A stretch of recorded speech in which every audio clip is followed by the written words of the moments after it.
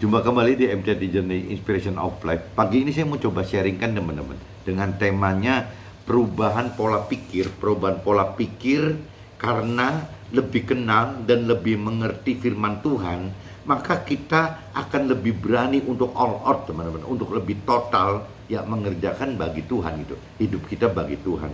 Jadi temanya seperti itu teman. Jadi apabila perubahan pola pikir kita terjadi oleh karena kedalaman kita mengerti akan firman Tuhan.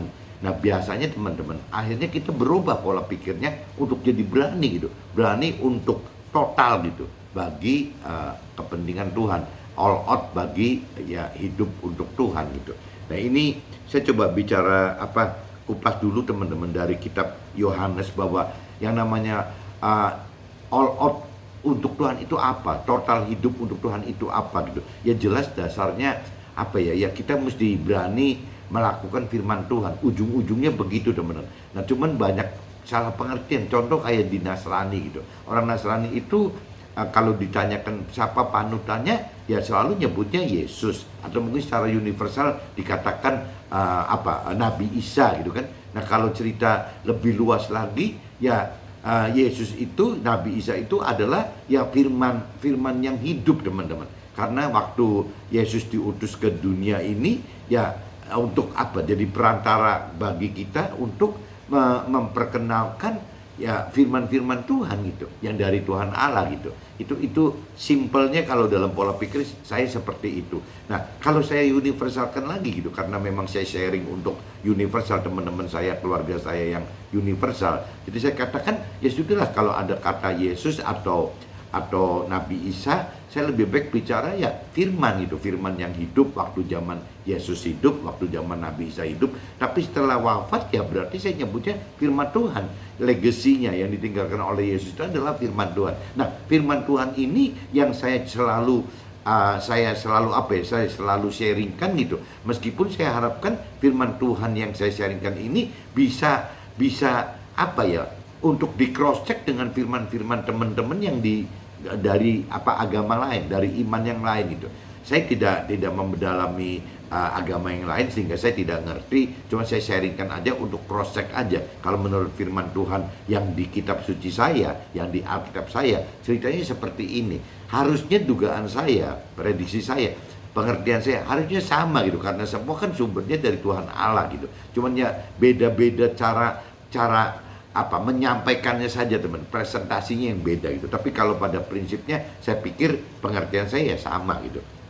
Nah, ini saya coba bacakan dulu teman-teman di kitab Yohanes pasal 10 ayat 1 sampai 21 teman-teman. Nah, ini berkaitan teman-teman dengan salah satu sahabat saya gitu. Ya, baru menanyakan bahwa kalau dia mau lebih kalau bisa dia kepengen gitu.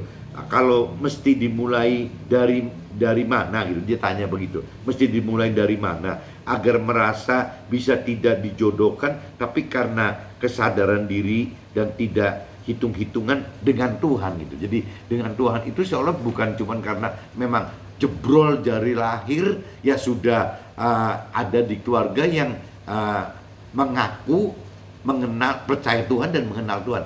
Umumnya kan seperti itu teman. Orang yang memang lahir dari keluarga yang sudah di dalam Tuhan gitu, lepas dia hanya berkeyakinan bahwa dia percaya dan mengenal Tuhan, atau memang keluarga itu mendalami pengenalan pengertian akan firman Tuhan dan pribadi Tuhan.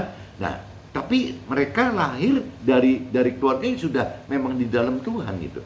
Nah, yang agak kasihan itu kalau seandainya mereka lahir gitu dalam kondisi yang memang ya keluarganya di dalam Tuhan, tapi hanya sebatas keyakinan saja gitu. Dalam arti kata memang secara formalitas dia itu sudah dalam keluarga terima Tuhan, tapi sebenarnya dia cuma punya keyakinan karena Tuhan itu dibuat seperti pikiran, perasaan dan kehendaknya si keluarga mereka itu gitu loh.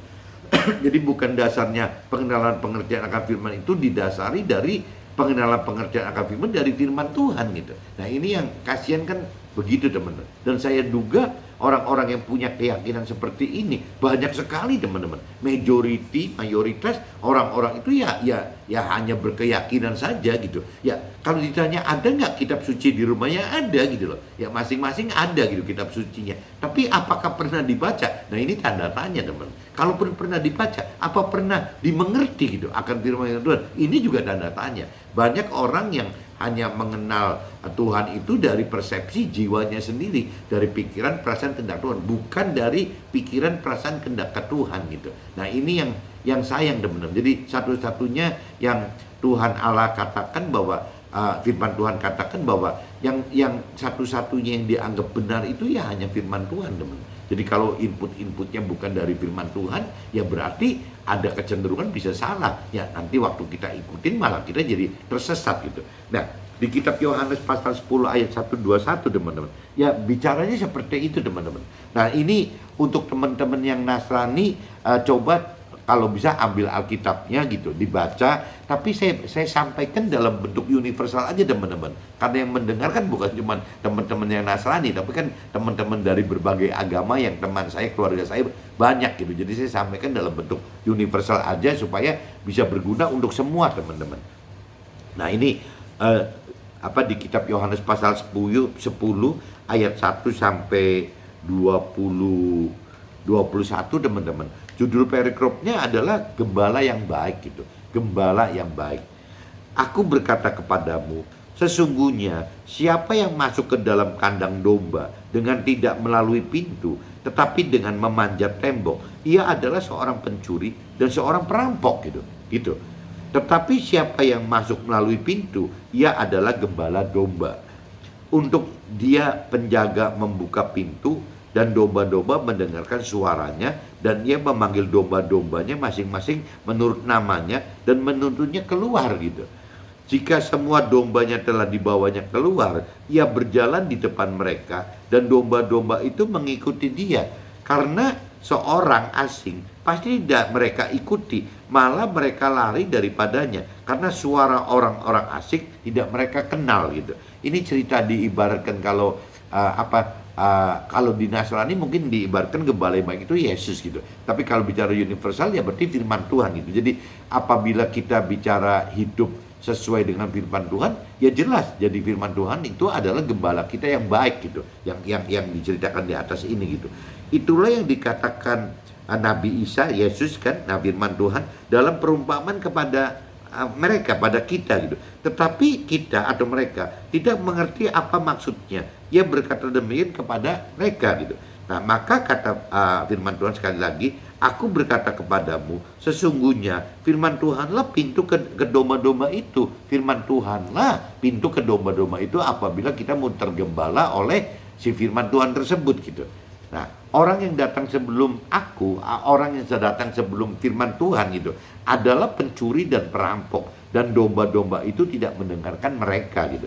Jadi ini dicamkan lagi di ayat 8-nya teman-teman bahwa semua orang yang datang sebelum firman Tuhan, sebelum kita mengerti akan firman Tuhan, adalah pencuri dan perampok. Jadi mungkin ini kalau saya melihat di sini mungkin kalau sebelum kita mengerti akan firman Tuhan kan biasanya kita kalau dari keluarga yang lahir dari adat istiadat atau tradisi, ya berarti kan seolah kan aturannya aturan adat istiadat tradisi teman-teman. Meskipun ada juga sih yang istilahnya yang mengaku sudah lahir di dalam keluarga yang sudah terima Tuhan, tapi dalam realitanya, dalam prakteknya mereka itu tetap melakukan tradisi dan adat istiadat yang lama gitu. Kenapa? Karena tidak mendalami pengenalan pengertian akan firman Tuhan gitu. Sehingga tidak ada pengenalan pengertian akan Tuhan dari sisi firman Tuhan. Yang ada itu adalah pengenalan pengertian firman Tuhan bukan dari firman Tuhan. Pengenalan pengertian akan Tuhan ya dari pikiran perasaan sendiri atau sama-samakan, dicocok-cocokkan dengan adat istiadat yang lalu dari leluhur kita gitu. Nah ini yang saya mengerti seperti itu. Semua orang yang datang sebelum firman Tuhan adalah pencuri dan perampok, dan domba-domba itu tidak mendengarkan mereka. Firman Tuhanlah pintu. Barang siapa masuk melalui firman Tuhan, ia akan selamat dan ia akan masuk dan keluar dan menemukan padang rumput gitu. Jadi kalau orang yang hidup dengan mengenal mengerti akan firman Tuhan dan melakukan firman Tuhan, yaitu ya akan menemukan padang rumput teman-teman, akan menemukan kehidupan, akan menemukan keselamatan akhirat, akan menemukan keselamatan akhirat yang dicari, dan akan mendapat tambahan sukses duniawi seperti yang di firman Tuhan katakan sebelumnya di kitab Matius pasal 11 pasal 6:33 tadi teman-teman. Jadi selalu akan berujung mencari Tuhan dan firman Tuhan ya dengan bonus gitu ya, akan mendapatkan sesuatu duniawi. Itu janji Tuhan seperti itu. Jadi kita harus mencari Tuhan dan kebenaran firman Tuhan, tapi nggak perlu harus terlalu mencari kesusahan duniawi atau kebahagiaan keluarga. Itu akan menjadi tambahannya. Itu janji Tuhan teman bagi kita yang percaya gitu. Pencuri datang hanya untuk mencuri dan membunuh dan membinasakan. Firman Tuhan datang supaya mereka mempunyai hidup dan mempunyainya dalam segala kelimpahan. Nah, ini yang janji Tuhan seperti itu teman. Kelimpahan dalam hidup bersama Tuhan itu ya bukan cuma kelimpahan seperti orang dunia inginkan. Nomor satu adalah kesusahan duniawi, nomor dua adalah kebahagiaan keluarga. Bukan itu teman-teman. Jadi kelimpahan yang dalam Tuhan itu bagaimana nomor satunya justru mendapat keselamatan akhirat teman-teman. Keselamatan akhirat karena kita mengenal pribadi Tuhan dan mengenal firman Tuhan dan melakukan firman Tuhan, dan ada pun tambahannya mungkin kesuksesan duniawi dan kebahagiaan keluarga. Itu tambahan bonus yang dari Tuhan setelah kita mencari Tuhan dan kebenaran firman Tuhan gitu. Akulah gembala yang baik. Gembala yang baik memberikan nyawanya bagi domba-dombanya. Sedangkan seorang upahan yang bukan gembala dan yang bukan pemilik domba-domba itu, bukan pemilik domba-domba itu sendiri, ketika melihat serigala datang, meninggalkan domba-domba itu lalu lari gitu. Sehingga serigala itu menerkam dan mencerai-beraikan domba-domba itu. Nah, ia lari karena ia seorang upahan dan tidak memperhatikan domba-domba itu.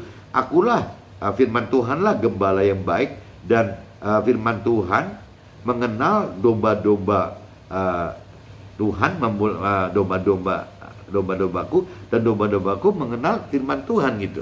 Jadi sama seperti Tuhan Allah mengenal firman Tuhan, dan firman Tuhan mengenal Tuhan Allah, dan firman Tuhan memberikan apa ya, jadi nyawa dari firman Tuhan tersebut, nyawa Tuhan tersebut gitu loh. Seperti Tuhan Allah mengenal firman Tuhan, dan firman Tuhan mengenal Tuhan Allah, dan firman Tuhan memberikan nyawanya kepada domba-domba itu gitu. Ada lagi padaku domba-domba lain yang bukan dari kandang ini. Nah ini coba teman-teman simak ini. Ya kalau kita bicara dari keinginan Tuhan Allah, keinginan dari firman Tuhan itu, bukan cuma Nasrani itu untuk Nasrani gitu. Ya Nasrani itu ya Tuhan pengen bukan cuma Nasrani, tapi semua manusia itu diselamatkan gitu, bukan cuma Nasrani saja. Ini buktinya ya seperti yang ditulis di ayat 16 ini. Ada lagi padaku domba-domba lain yang bukan dari kandang ini. Domba-domba ini harus kutuntun juga, dan mereka akan mendengarkan suaraku, maksudnya firman Tuhan, dan mereka akan menjadi satu kawanan dengan satu gembala gitu. Jadi Tuhan itu datang bukan cuma sekedar menyelamatkan orang Nasrani teman-teman. Tuhan itu datang untuk menyelamatkan semua manusia, bukan orang Nasrani aja gitu.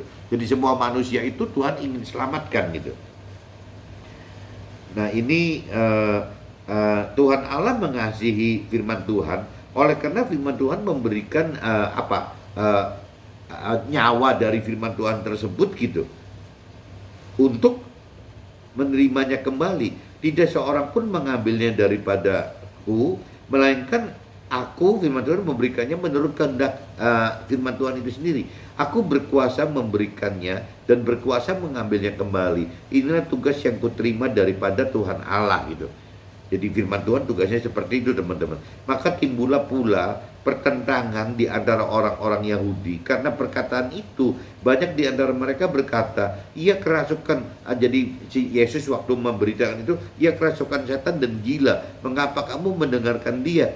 Nah ini satu contoh nih teman-teman. Jadi kalau kita berani melakukan firman Tuhan, itu konsekuensinya teman-teman, dianggap kerasukan setan gitu. Ya bisa dianggap kerasukan setan dan bisa dianggap gila teman-teman. Nah, apakah teman-teman pernah gitu? Ya apabila teman-teman sharingkan firman Tuhan dianggap kerasukan setan dan gila gitu. Karena konsekuensi di dalam memberitakan kebenaran firman Tuhan itu konsekuensinya ini. Ini bagi orang dunia seperti ini teman-teman. Karena orang dunia tidak mengenal mengerti akan firman Tuhan gitu. Jadi dianggapnya kok menyimpang dari kebiasaan orang-orang dunia. Nah, disebutnya kan irasional. Firman Tuhan itu irasional, tidak sesuai dengan apa yang diperintah peraturan oleh dunia gitu. Makanya di sini selalu dikatakan kalau tidak kerasukan setan ya gila gitu. Jadi wajar aja apabila teman-teman menjadi alat Tuhan, memberikan firman Tuhan, terus mendapatkan cap ini orang sesat kayaknya, kayak orang kerasukan setan. Ini orang gila nih, nggak waras. Masa kita masih hidup di dunia, masih hidup menapak bumi, kok pola hidupnya seperti di awang-awang, seperti di akhirat nanti gitu. Ya memang konsekuensinya gitu teman. Di ayat 21 itu ya dikatakan begitu. Yang lain berkata, ini bukan perkataan orang yang kerasukan setan, dapatkah setan memelekkan mata orang-orang buta. Nah ini kalau orangnya tadi 20 kan seperti orang kerasukan setan gitu loh. Dia kerasukan setan dan gila. Mengapa kita mau mendengarkan dia gitu?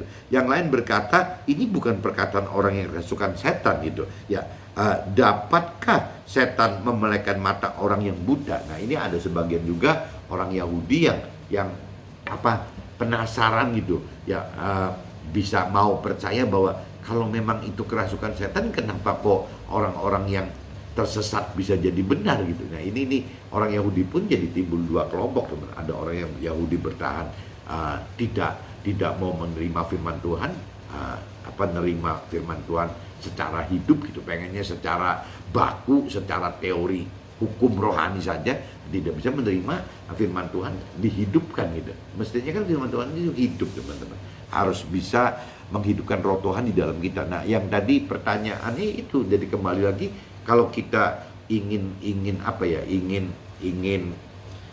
bagaimana caranya firman Tuhan itu bisa hidup di hati kita, ya memang kita nggak bisa menganggap Tuhan itu terlalu baku teman-teman. Kalau terlalu baku akhirnya seperti orang yang dijodohkan itu gitu. Jadi firman itu harus hidup seperti kita tidak dijodohkan. Jadi kita memang kita miliki pasangan kita kan, kalau dijodohkan jadi susah teman-teman. Perasaan kita nggak bisa hidup gitu. Tapi kalau cerita pasangan kita bukan dijodohkan, kadang kita dapat sendiri. Yang jalan itu kan malah bisa disebut cinta itu buta loh teman-teman. Kadang-kadang tidak irasional juga gitu soal cinta juga. Nah itu maksudnya gitu. Jadi kalau sampai kita dengan Tuhan itu bisa dari hati kita, ya seperti ya cinta butanya manusia itu gitu. Kalau manusia dijodohkan kan tidak bisa mengalami rasa cinta itu gitu, cinta buta itu. Nah dengan Tuhan itu sama teman, mesti all out. Dan memang cinta buta juga dikatakan dunia juga orang gila gitu, sama aja. Ini cinta buta bisa ada istilah leluconnya kotoran kucing bisa berasa coklat katanya. Itu yang namanya cinta buta itu. Nah kita terhadap Tuhan juga sama teman. Apabila kita sudah mengenal mengerti akan Tuhan dan firman Tuhan. Nah ini sebentar teman-teman, saya cross check dengan kitab Yohanes teman-teman. Kitab Yohanes 6, mundur sedikit teman-teman, kitab Yohanes 6. Saya cuma bacain 3 ayat aja. Kitab Yohanes 6 ayat 37, ayat 44 sama 65 aja teman-teman. Takut waktunya panjang sekali. Jadi kalau cerita yang sharing saya sebelumnya, bagaimana caranya kita bisa mengenal Tuhan gitu. Kalau dari sisi Tuhan cuma ada 3 jalan teman-teman. Ya, satu, ya semua yang diberikan Tuhan Allah kepadaku akan datang kepadaku, dan barang siapa datang kepadaku, kepada firman Tuhan, coba ini saya ulang. Semua yang diberikan Tuhan Allah pada firman Tuhan akan datang kepada firman Tuhan, dan barang siapa datang kepada firman Tuhan, ia tidak akan dibuang gitu. Nah ini maksudnya teman-teman, jadi bisa saja ya orang diberi gitu sama Tuhan Allah untuk bisa mengenal mengerti akan firman Tuhan gitu. Ya mengenal mengerti akan pribadi Tuhan dan firman Tuhan. Bisa teman-teman, seperti di ayat 37. Jadi Tuhan memberikan kepada kita supaya kita mau dan mampu mengenal Tuhan dan firman Tuhan. Itu di ayat 37. Tapi bisa juga teman-teman di ayat 34 teman-teman, bunyinya tidak ada seorang pun yang dapat datang kepada firman Tuhan jikalau ia tidak ditarik oleh Tuhan Allah yang mengutus firman Tuhan itu, dan ia akan dibangkitkan oleh Tuhan Allah pada akhir zaman gitu. Nah, ini nomor ayat 44 itu kan bisa bicara lebih dapat datang kepada jikalau ditarik gitu. Ya, apabila Tuhan menarik kita gitu untuk mau dan mampu mengenal Tuhan dan firman Tuhan, itu bisa. Jadi yang pertama tadi di ayat 37 bicara diberikan gitu. Yang nomor 2 itu di ayat 44 itu bicara Tuhan yang narik teman-teman.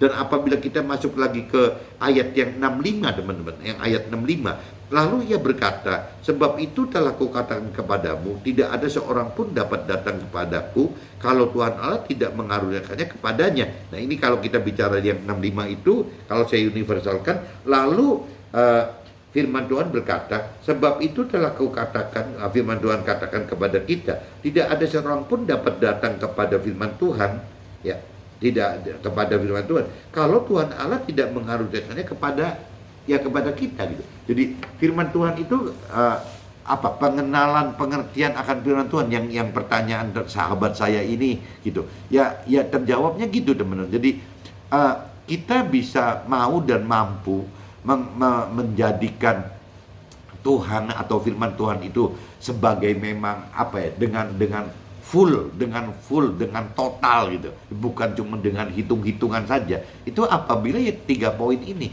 ya bisa karena Tuhan berikan kepada kita, bisa juga Tuhan karena di sini dikatakan di 44 itu ditarik gitu, jadi setengah dipaksa oleh Tuhan, tapi bisa juga karena kaumnya dari sana teman-teman.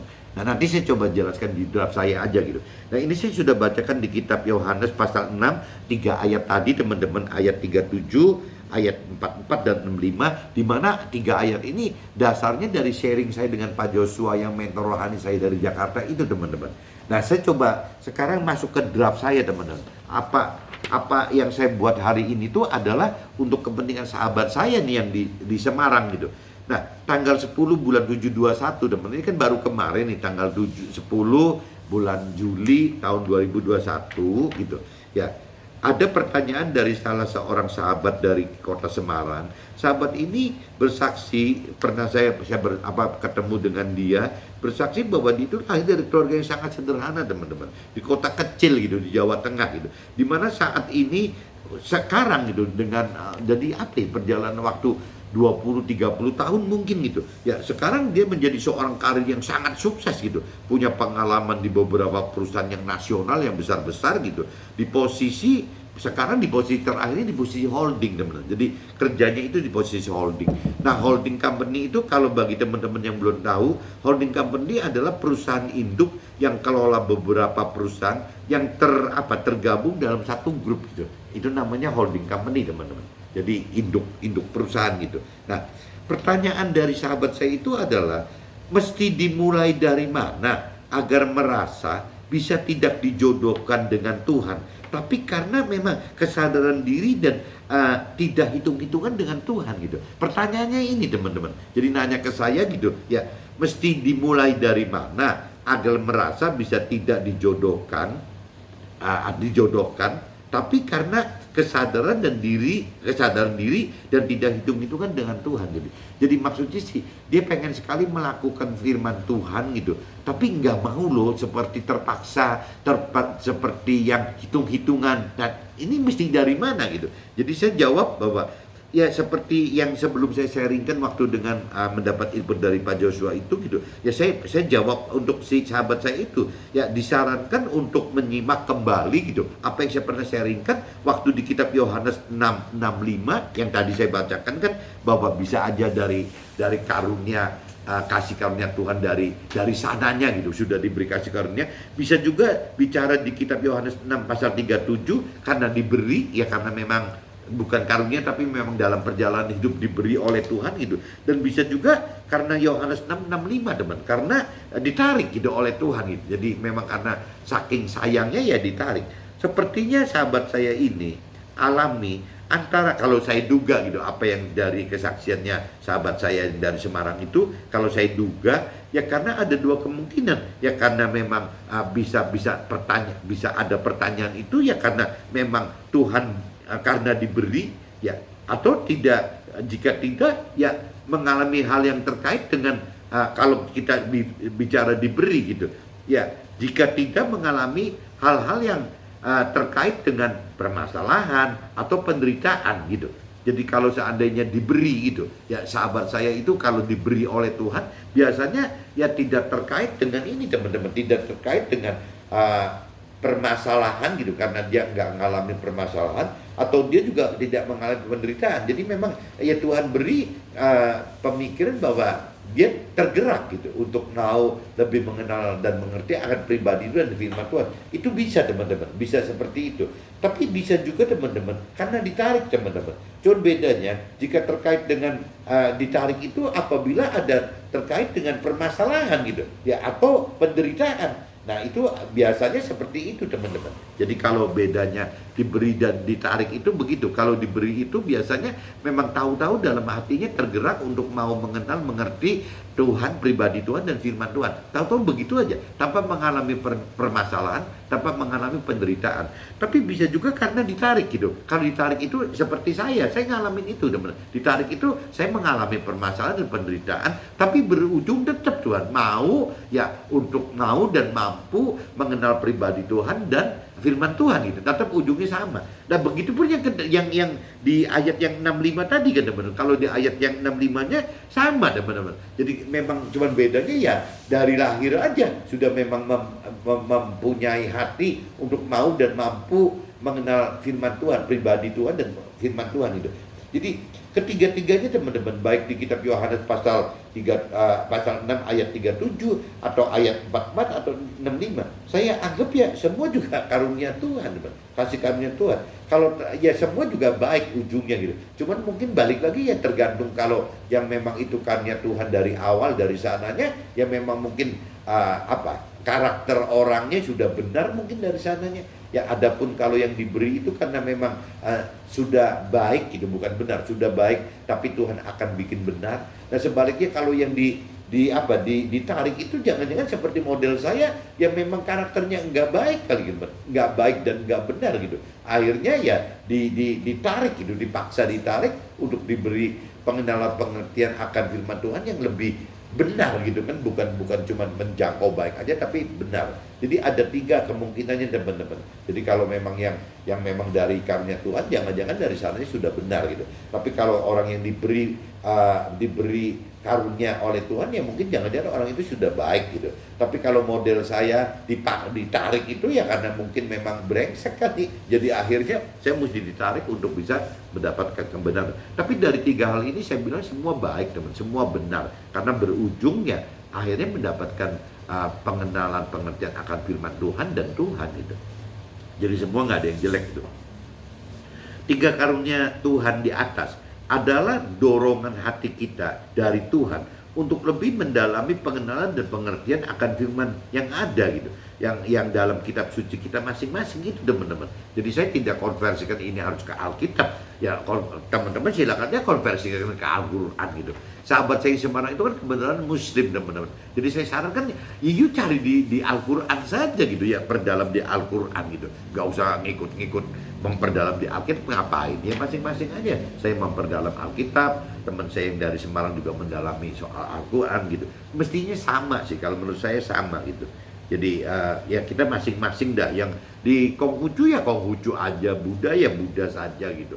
Nggak usah harus menyimpang dulu teman-teman, nggak usah harus mualaf atau hijrah gitu, biarin aja di masing-masing firman kita sendiri gitu, sehingga kita mengenal dan mengerti perintah dan peraturan serta janji-janji Tuhan dan juga rancangan dan kehendak Tuhan gitu. Kalau kita tidak mengenal, tidak mengerti akan firman Tuhan, kita kan nggak mengerti teman-teman, apa sih janji-janji Tuhannya gitu. Kita tidak mengerti rancangan dan kehendak Tuhan apa gitu. Ya ini harus kita cari dulu dari awal, mengenal mengerti akan perintah peraturan Tuhan, janji-janji Tuhan, dan berlanjut ke rancangan sama kehendak Tuhan teman. Harus kita harus tahu itu gitu. Nah ini kalau berikutnya, hal-hal inilah yang menyebabkan pola pikir kita berubah teman-teman, menjadi radikal positif loh. Maksudnya ekstrim atau radikal positif itu ya untuk mengasihi sesama agar mendapatkan keselamatan akhirat gitu. Ya ini bagusnya gitu teman-teman. Jadi hal-hal inilah yang menyebabkan pola pikir kita berubah menjadi radikal positif untuk terdorong gitu, hidup menjadi alat Tuhan untuk mengasihi sama kita agar mendapatkan selamat akhirat. Itu radikal positif itu. Kalau radikal negatif kan jadi teroris kali teman-teman. Jadi malah nggak keruan gitu. Kalau yang positif kan enggak teman-teman. Jadi bagaimana kita diajar untuk mengasihi sesama kita, jangan menyakiti sesama, apalagi membunuh sesama kita kan nggak bisa teman. Mengasihi sesama kita ya untuk menjadi alat Tuhan demi mencapai keselamatan akhirat untuk sesama kita gitu. Nah, perubahan pola pikir oleh karena kita lebih dalam kenal dan mengerti firman serta lebih berani lakukan firman Tuhan yang membuat hidup kita total jadi untuk Tuhan.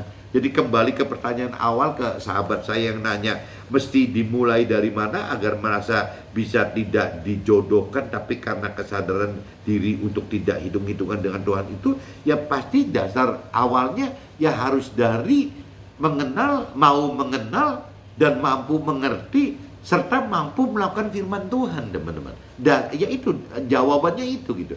Nah, cuman untuk mau mengenal, ya mampu mengerti, mampu melakukan firman Tuhan, ini konsekuensi yang tadi dikatakannya bisa kayak orang gila gitu, orang kerasukan setan gitu. Nah, ini masalahnya sahabat saya mau tidak gitu. Ya kalau memang tergerak dengan tergerak hatinya untuk mau mengenal Tuhan, mampu mengerti firman Tuhan, mampu melakukan firman Tuhan, konsekuensi dunianya begitu.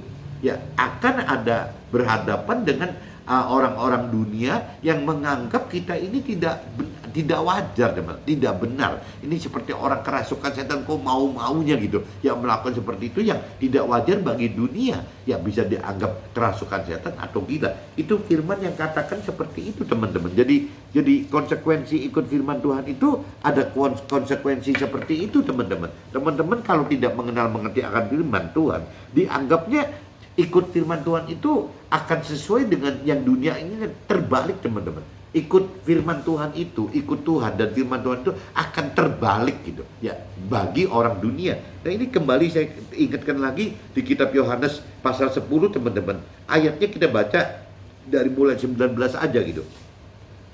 Maka timbullah pula pertentangan di antara orang-orang Yahudi karena perkataan itu. Ini teman-teman asal tahu aja. Kalau ibarat istilah kata-kata orang Yahudi, kalau saya universalkan, orang-orang Yahudi itu seperti orang-orang yang percaya Tuhan, mengenal Tuhan, tapi dengan keyakinannya, pikiran perasaan kehendak sendiri saja gitu. Bukan dengan pikiran perasaan kehendaknya Tuhan gitu. Itu bedanya gitu teman. Jadi orang Yahudi itu gitu. Maka timbullah pula pertentangan di antara orang Yahudi karena perkataan itu banyak di antara mereka berkata, ia kerasukan setan dan gila. Mengapa kamu mendengarkan dia? Jadi ia di sini berarti pelaku firman Tuhan seperti orang kerasukan setan dan gila. Mengapa kamu mendengarkan firman Tuhan gitu? Nah ini teman-teman harus tahu gitu. Ya sahabat saya di Semarang itu harus tahu apabila kita mulai melakukan ya kan seperti itu. Bayangin aja teman-teman seperti cerita Abraham harus pindah dari Ur Kasdim. Sama aja sahabat saya yang karirnya udah lagi bagus-bagusnya suruh pindah ke perusahaan baru yang tidak menjanjikan apa-apa gitu.